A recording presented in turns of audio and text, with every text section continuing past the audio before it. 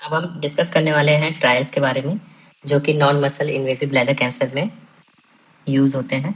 तो सबसे पहले अगर हम बात करें बीसीजी से रिलेटेड ट्रायल्स का, तो उसमें टोटल 4 तरीके के ट्रायल्स होते हैं। सबसे जो लैंडमार्क ट्रायल है वो है स्वाग ट्रायल 8507। तो स्वाग 8507 जो रहता है, बेसिकली अगर हम बात करें तो स्टैंडर्ड ऑफ केयर जो है इसी पे बेस्ड रहता है। और जो इंटरमीडिएट और हाई रिस्क कैटेगरी होते हैं, स्पेशली अगर हम हाई रिस्क कैटेगरी की बात करें तो उसमें हम 3 साल के लिए बीसीजी मेंटेनेंस देते हैं। तो ये जो चीज़ है ये स्वाग रेजिम से पता चलता है, स्वाग 8507। और बात करें कि 3 साल तक जब हम मेंटेनेंस थेरेपी देते हैं बीसीजी का, तो ओवरऑल जो रिकरेंस होता है और प्रोग्रेशन होता है वो दोनों कम हो जाता है। फिर जो अगला अगर ट्रायल है, अगर हम बात करें जो बीसीजी से रिलेटेड है, वो है क्यूटो ट्रायल्स।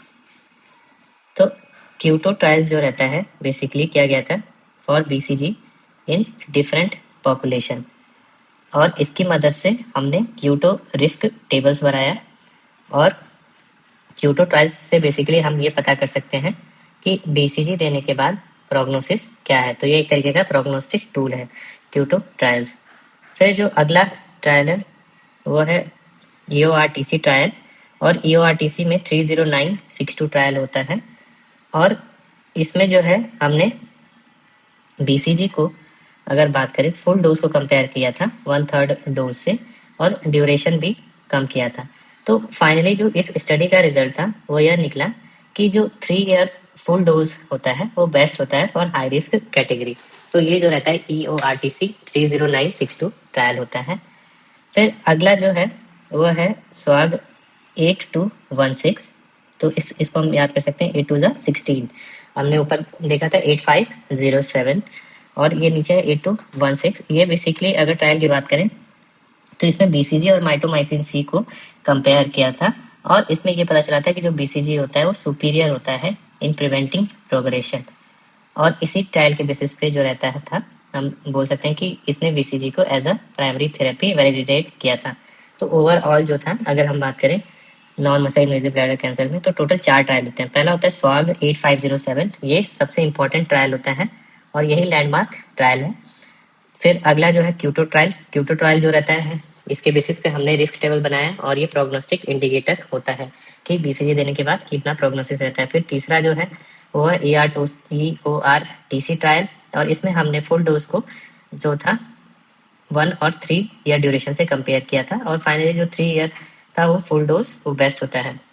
फिर जो अगला ट्रायल था वो था SWOG स्वाग 8 to 16। इसमें बीसीजी वर्सेस माइटोमाइसिन सी को कंपेयर किया था, और ओवरऑल रिजल्ट ये निकला था कि बीसीजी सुपीरियर होता है।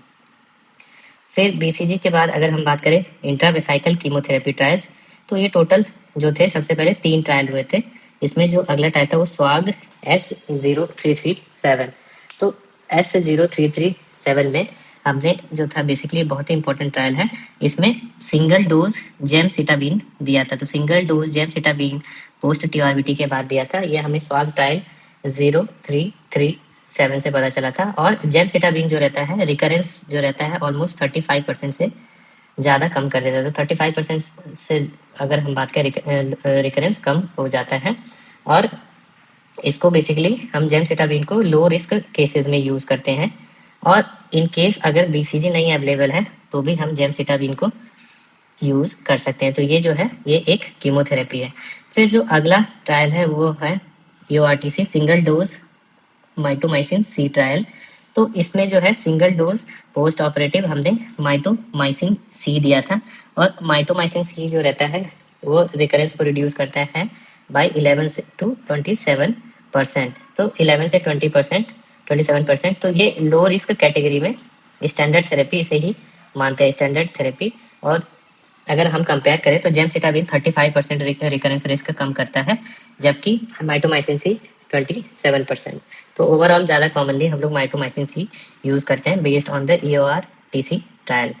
फिर जो अगला ट्रायल है वो है EMDA ट्रायल। तो EMDA ट्रायल बेसिकली माइटोमाइसिन पे हुआ था, और ये एक तरीके का ड्रग डिलीवरी ट्रायल है।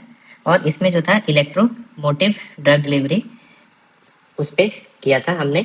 तो इससे तो जो था इलेक्ट्रोमोटिव ड्रग डिलीवरी करने से जो माइटोमाइसिन सी है उसकी एफिकेसी और पेनिट्रेशन बढ़ गया, और इसलिए इसको जो है बेसिकली हम लोग बीसीजी अनरिस्पॉन्सिव डिजीज में यूज कर सकते हैं। तो बीसीजी से अगर कोई रिस्पॉन्ड नहीं कर रहा है तो हम लोग उसमें ईएमडीए माइटोमाइसिन यूज कर सकते हैं, और ईएमडीए का मतलब होता है इलेक्ट्रोमोटिव ड्रग डिलीवरी। तो टोटल जो अगर हम बात करें कि जो इंट्रावेसाइकल कीमोथेरेपी ट्रायल है, तो सबसे जो मोस्ट कॉमनली हमने यूज किया था वो जेम सिटाबीन पे यूज किया था, और जेम सिटाबीन जो था स्वाग 0337 पे बेस्ड था, और ये 35% से ज्यादा रिकरेंस रिस्क कम कर रहा था। जबकि दूसरा अगर हम बात करें तो माइटोमाइसिन सी पे किया था। माइटोमाइसिन सी जो था ऑलमोस्ट 11 से 27% रिस्क कम कर रहा था। और तीसरा जो था E M D A mitomycin, E M D A mitomycin जो था वो बेसिकली अगर हम बात करें तो इसको माइटोमाइसिन सी की एफिकेसी और पेनिट्रेशन बढ़ा रहा था। तो माइटोमाइसिन सी की एफिकेसी और पेनिट्रेशन इससे बढ़ रहा था। फिर जो अगला है वो है जीन थेरेपी ट्रायल्स। तो जीन थेरेपी या न्यू इंट्रावेसाइकल थेरेपी या नोवल इंट्रावेसाइकल थेरेपी भी बोलते हैं। तो इसमें जो सबसे इंपॉर्टेंट है वो है नेडोफाराजीन फायरोएडेनोवेक। तो नेडोफाराजीन फायरोएडेनोवेक ऑलमोस्ट अगर हम बात करें तो ये एफडीए अप्रूव्ड हो चुका है 2022 में। जस्ट कोविड खत्म हुआ था तो ये अप्रूव हो गया था। और अगर हम बात करें तो इसमें जो एजेंट यूज करते हैं वो एडिनो वायरस यूज करते हैं, और उसमें जो हम लोग जिसके साथ कंबाइन करते हैं वो इंटरफेरॉन अल्फा यूज करते हैं, और ये एक तरीके का जीन थेरेपी है। इसमें जो अगर बात करें सीआर का तो इसमें 53% है clearance rate almost at 3 months. तो ये बेसिकली सीआईएस में यूज होता है।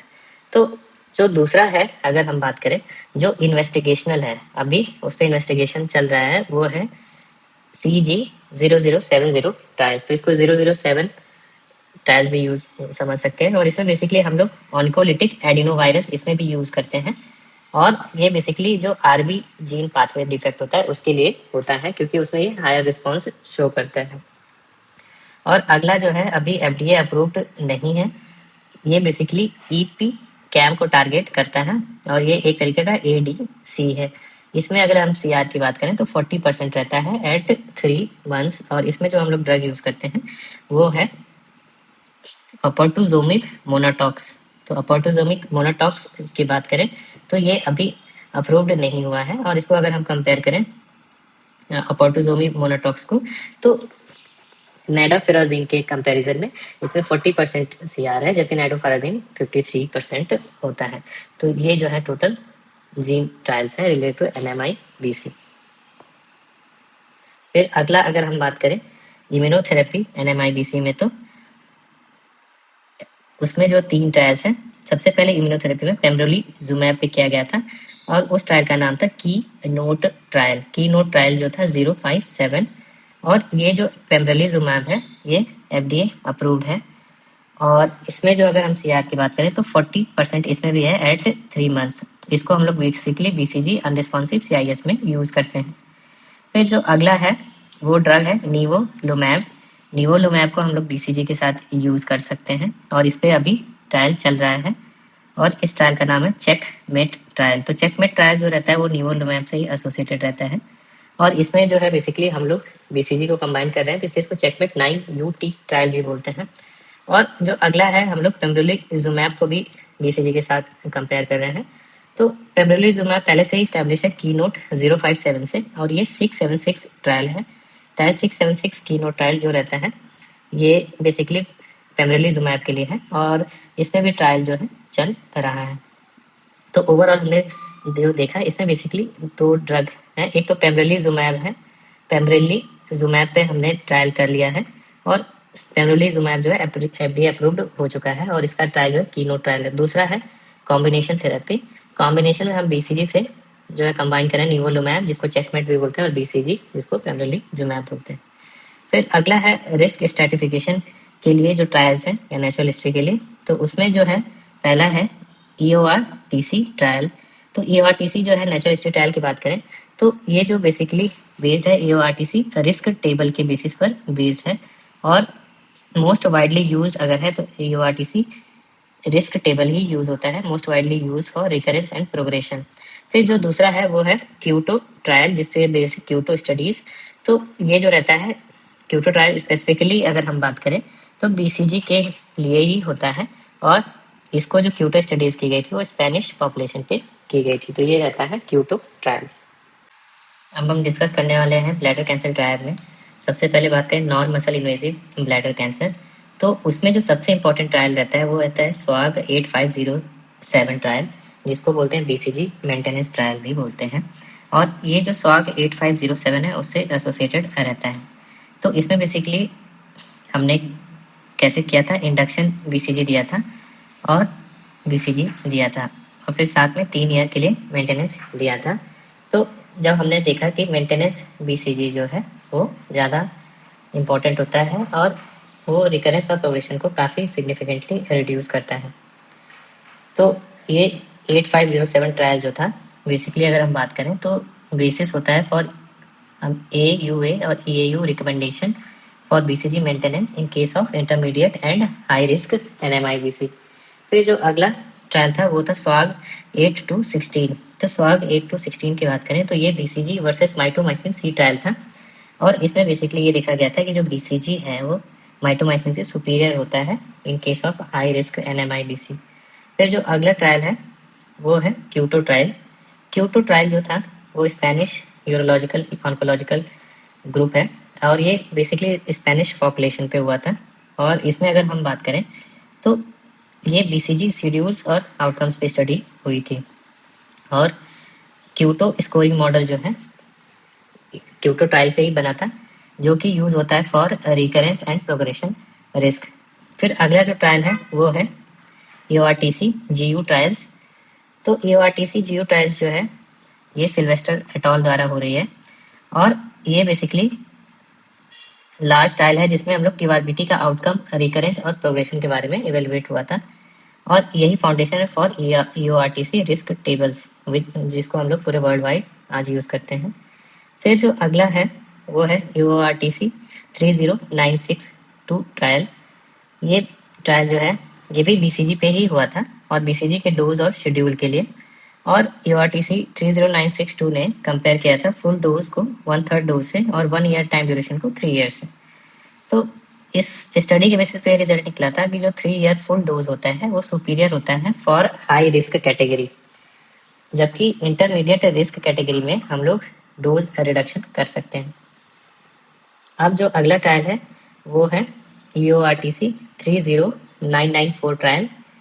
तो अगर हम बात करें कि जो अर्ली वर्सेस डिफर्ड सिस्टेक्टमी है फॉर हाई रिस्क NMIBC, तो अगर हम बात करें हाई रिस्क कैटेगरी, तो हाई रिस्क कैटेगरी में जो रहता है, अगर उसमें जो हम अर्ली सिस्टेक्टमी करते हैं तो अर्ली सिस्टेक्टमी से जो हाई रिस्क कैटेगरी के पेशेंट होते हैं उनको जो बेनिफिट मिलता है उस चीज़ का पता EORTC 30994 ट्रायल से ही पता चला था। तो ये बेसिकली अर्ली वर्सेस डिफर्ड सिस्टेक्टमी था और हाई रिस्क कैटेगरी। फिर जो अगला है वो है जेमसिटाबिन वर्सेस BCG। तो ये जो था स्वाग S0337 ट्रायल था, और इसमें जो अगर हम बात करें तो टीआरबीटी के बाद सिंगल डोज जेमसिटाबिन जो था वो रिकरेंस को कम करता था एज कम्पेयर टू प्लेसिबो। फिर अब बात करते हैं कीनोट ट्रायल। कीनोट ट्रायल 057 जो है अगर हम बात करें तो कीनोट 057 जो था बेस था पेम्ब्रोलिजुमैब पर, और ये बेसिकली पेम्ब्रोलिजुमैब को हम लोग यूज़ करते हैं बीसीजी अनरिस्पॉन्सिव CIS में। तो अगर जब हम पेम्ब्रोलिजुमैब को यूज़ करते हैं तो जो इसमें CR होता है 40% होता है एट 3 मंथ, जबकि अगर हम बात करें नेडोफाराजीन तो उसमें जो CR होता है 53% होता है एट 3 मंथ्स। तो जो पेम्ब्रोलिजुमैब है वो FDA अप्रूव्ड है for BCG unresponsive high risk CIS। उसी तरीके से BCG अनरिस्पॉन्सिव NMIBC के लिए भी नेडोफाराजीन भी अप्रूव्ड है। तो नेडोफाराजीन जो है अगर हम बात करें तो ये एक तरीके का जीन थेरेपी होता है जिसमें इंटरफेरॉन अल्फा को हम लोग एडिनोवायरस के थ्रू इंट्रोड्यूस करते हैं। तो ये FDA अप्रूव्ड हुआ था 2022 में। फिर जो अगला ट्रायल है वो है EMDA माइटोमाइसिन ट्रायल। तो EMDA माइटोमाइसिन ट्रायल जो है बेसिकली ये ड्रग डिलीवरी सिस्टम है। तो इसमें जो है इलेक्ट्रोमोटिव तरीके से ड्रग एडमिनिस्टर करते हैं, और जो ड्रग होती है माइटोमाइसिन C, तो उसकी एफिकेसी बढ़ जाती है और इसको हम लोग हाई रिस्क NMIBC में यूज़ कर सकते हैं। फिर जो अगला ट्रायल है वो है प्राइमस ट्रायल। प्राइमस ट्रायल जो है बेसिकली अगर हम बात करें तो ये अभी इस पर स्टडी चल रही है, और ये जो है इम्यून चेक पॉइंट इनिबिटर्स के साथ बीसीजी यूज़ करने का ट्रायल है। और इसमें बेसिकली हम लोग इम्यून चेक पॉइंट इनिबिटर्स को एज ए न्यू एडजुवेंट की तरह यूज़ कर रहे हैं एंड बीसीजी के साथ कंबाइन करके स्टडी कर रहे हैं। तो ये है प्राइमस ट्रायल। तो ये है non muscle invasive bladder cancer के ट्रायल्स।